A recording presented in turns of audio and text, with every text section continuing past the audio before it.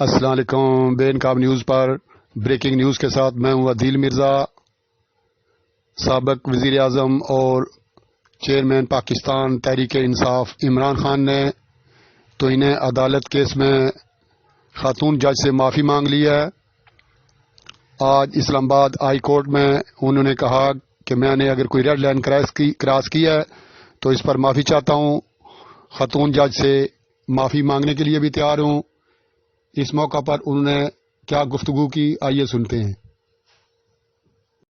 میری بات جو میں اس وقت حقیقی آزادی کی جنگ لڑ رہا ہوں،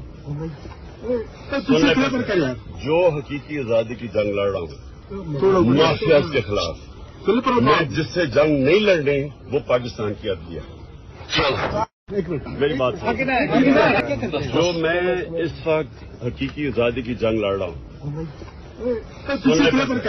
جو حقیقی آزادی کی جنگ لڑ رہا ہوں معافیات کے خلاف، میں جس سے جنگ نہیں لڑنے وہ پاکستان کی عدلیہ.